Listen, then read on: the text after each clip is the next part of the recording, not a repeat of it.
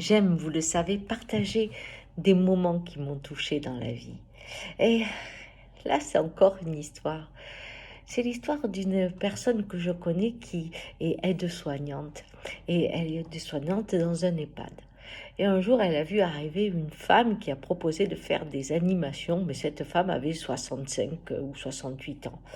Alors ça a étonné parce qu'elle était un peu âgée, mais ces animations, elle faisait des tours de magie, elle les amenait à jouer au bridge, etc. Donc elle a commencé à venir. Et 15 ans après, cette femme était toujours là. Et elle était toujours là comme animatrice. Elle me dit, je m'y suis attachée, on est devenus amis. Je suis allée dans sa petite maison où elle avait 2 chats et un chien. J'ai vu mourir son chien, j'ai vu mourir un de ses chats. Et un jour que j'étais avec elle, elle me dit, donc là, elle devait avoir dans les 77 ans, quelque chose comme ça, ou 78.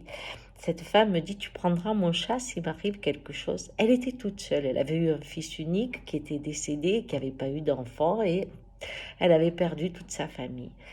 Alors je lui dis spontanément oui, elle me dit, ça va.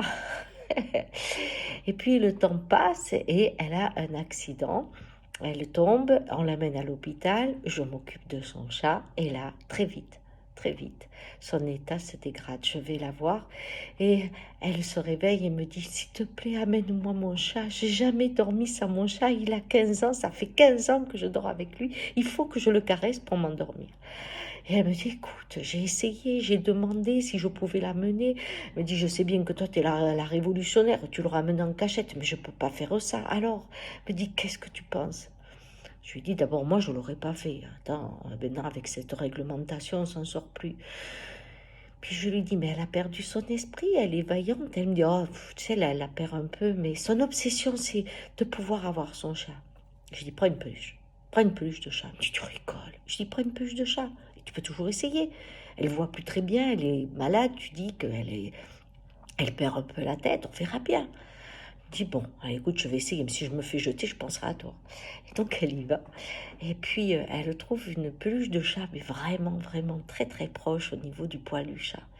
Et alors que cette personne est presque en train de sommeiller, elle lui glisse doucement et elle met la tête de ce chat sur son cœur. Et tout d'un coup, elle le sent, ce chat.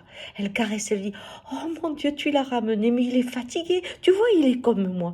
On a toujours tout fait ensemble. Et ben tu vois, il est malade comme moi, qu'elle lui dit. Alors elle me dit, tu parles, j'avais peur qu'elle je trouve que ça se passe. Et en fait, pauvre, elle s'endort. Elle me dit, j'ai été soulagée. Et on se revoit 3 jours après. Elle me dit, tu sais, elle est morte. Oh, je dis, mince alors. Ouais, mais je l'ai vue encore hier. Je dis, ah bon? Elle me dit, oui. Et tu sais ce qu'elle me disait? Regarde, même vieille, je sers encore à quelque chose. Parce que ce chat, depuis qu'il écoute mon cœur, eh bien, il ne bouge pas. Tu te rends compte? Voilà, c'est comme ça qu'elle est morte. Elle me dit, en fait, ton doudou pour personnes âgées, ça a marché. Hein. Je dis, bah oui. Et en réfléchissant, je pensais, parce que je caressais mes chats, je me disais, mon Dieu, quelle détresse quand on doit abandonner son animal à la porte de la maison de retraite ou à la porte de l'hôpital. Et je crois que les hôpitaux qui aujourd'hui, ou les maisons de retraite qui sont en train de revoir leur position là-dessus, ont bien raison. Parce que croyez-moi, le fait d'être toujours en lien et de sentir qu'on sert à quelque chose, même qu'à aimer un animal, permet d'aller mieux. Alors, j'espère qu'on va évoluer là-dessus, parce que c'est vraiment, vraiment douloureux. Ciao!